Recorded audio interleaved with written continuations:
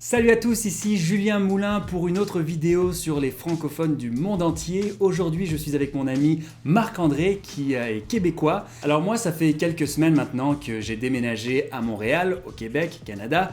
Et je dois vous avouer que l'image des Français n'est pas toujours positive. Alors aujourd'hui, on va faire le point là-dessus et voir comment est-ce qu'on peut un peu redorer notre image et l'améliorer. Oui. Ben, d'abord, merci de l'invitation. C'est très apprécié. J'ai rencontré ce gars-là dans un bar, imaginez-vous donc, à la chute. Un des Français que j'ai trouvé bien chill, qu'il n'y a aucun problème, tu m'invites à venir ici sur ton channel. Ouais. Je savais que déjà que tu étais un gars chill.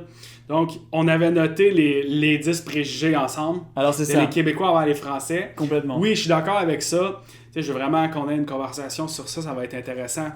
C'est comme, oui, il y a un préjugé des Québécois envers les Français. Puis souvent, c'est un préjugé des Québécois qui ont pas vraiment interagi avec des Français. Tu comprends ce que je veux dire? Ouais. Tu te mets dans la peau d'un Québécois qui vit en banlieue puis qui interagit juste 2 ou 3 fois dans sa vie avec un Français. Ouais. Il connaît pas vraiment, mais il y a des préjugés qui sont là quand même. Ok. Puis, je vais te les dire, ces préjugés-là. Puis un qui est drôle, c'est que tu vas l'entendre souvent, mettons, un Français, ça s'est pas pelleté, ça. Tu veux dire la neige, déneiger? Ouais, mais vous avez pas beaucoup de neige non plus. Non, c'est ça. Mais Tu sais, tu vas à Paris, je sais pas s'il y a des tempêtes de neige. non, on n'a pas de. C'est ça. Et puis quand il y a de la neige, ça reste pas. Ok. Donc on n'a pas l'habitude effectivement d'avoir des mètres de neige puis qu'il faut retirer à la force des bras, quoi. Ouais. Donc c'est sûr que je pense que c'est plus une question d'habitude qu'on n'a pas. Évidemment, les Québécois ont cette habitude parce qu'ils n'ont pas le choix de pelleter chaque année. Mais moi j'ai toute la volonté du monde, donc si tu veux qu'on pelte un endroit, une voiture ou quoi que ce soit, appelle-moi et on est parti. C'est bon. Ouais, pelleter est drôle. Sinon, un Français sait pas réparer de quoi dans la maison. Ok, tu veux Bon, dire. ça, tu vas l'entendre. Mettons, les filles québécoises vont sûrement te dire ça. Ok. Ils vont dire, admettons, le Français, il sait pas réparer la porte qui est croche dans la maison. Ah ouais. Hein? Ouais. C'est possible. Ça, c'est un préjugé qu'on peut voir, là. Ben, je t'avoue que personnellement, tu vois, je veux pas mal faire. Il y a des gens qui travaillent pour ça, tu vois.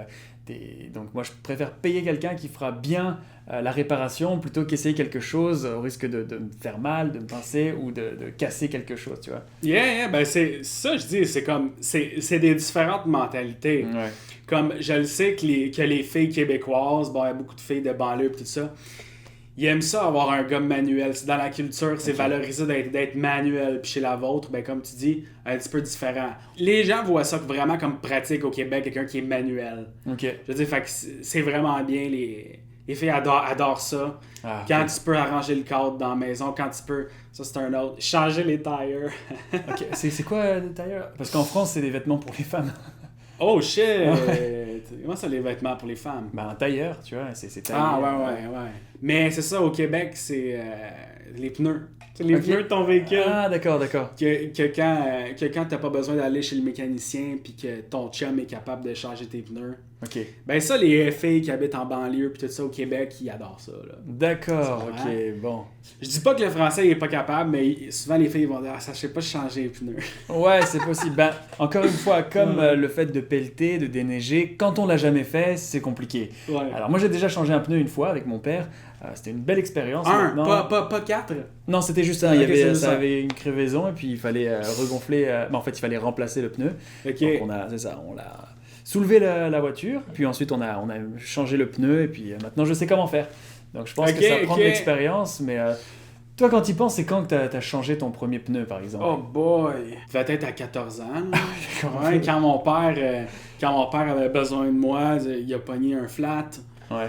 Puis il m'a dit il faut le changer, je vais te montrer comment faire ça. Un flat, ça. Ah, j'ai appris ça à 14 ans. Ça veut dire quoi, un pogner un flat? Crevaison. Ah, ok. Ouais, c'est quelque chose qui est toujours. C'est considéré très très pratique, je pense, au Québec.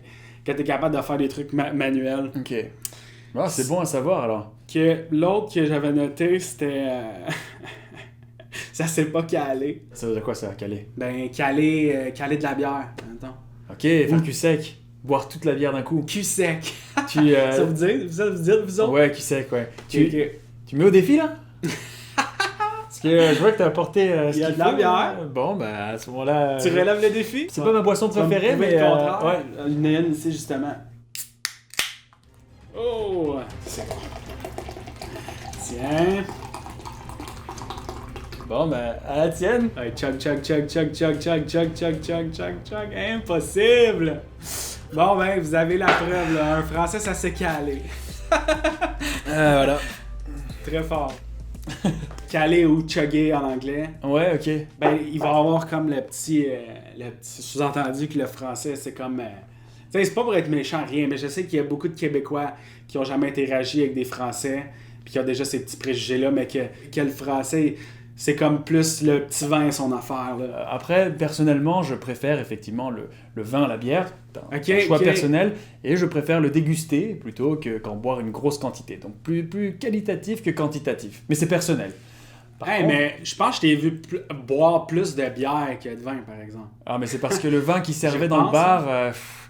Il était pas bon? Je veux pas être méchant, C'est bon, mais ça, en tout c'est cas, bon. il doit y avoir du bon vin québécois, mais en tout cas, je l'ai goûté, puis j'ai préféré la bière, mettons. Ah ouais, fait que, attends, si je vais en France, ça veut-tu dire que je vais tomber en amour avec le vin puis je serai plus un buveur de bière ou non? Bah, j'espère, mais après, si t'aimes la bière, il faut pas t'empêcher non plus, bien sûr. Ok. J'avais bah ça reste rien que sur le plateau, les Français. Ok. Ben ça, j'imagine que c'est un peu vrai aussi. Alors attends, là, il faut que tu mettes un peu en Je les contexte. mets en contexte. Ouais, Ok. moi je vais le faire pour toi. Le plateau, c'est le plateau Mont-Royal. C'est un quartier de Montréal, juste à côté du Mont-Royal. Et effectivement, il y a beaucoup de Français qui s'installent là parce qu'il y a déjà de base beaucoup de Français et que les nouveaux arrivants comme moi vont chercher leur contact ou vont même loger chez leur contact sur place et que finalement, on va rester dans le voisinage par simplicité. Ah ah, ouais. Puis c'est quelque chose qui est vrai là d'un certain point, que une grande majorité des Français sont sur le plateau. Oui, c'est vrai. Tu sais, mais c'est ça, que les Français sont juste sur le plateau. Mais j'en connais quand même qui habitent restent à à l'extérieur. Côte-des-Neiges, dans le quartier latin, etc. Donc, peut-être une majorité de Français. En fait, j'aimerais bien avoir les chiffres de la ville de Montréal pour savoir effectivement s'il y a autant de Français que ça sur le plateau. Alors, nous arrivons à peu près à la moitié de notre discussion et la deuxième partie de cette vidéo va se retrouver sur la chaîne de mon ami Marc-André, ça s'appelle le Miguel Show. Donc, si vous avez aimé cette première partie, n'hésitez pas à nous donner un pouce en l'air, à partager autour de vous pour l'éducation et on se retrouve donc sur la chaîne de Marc-André qui s'appelle le Miguel Show.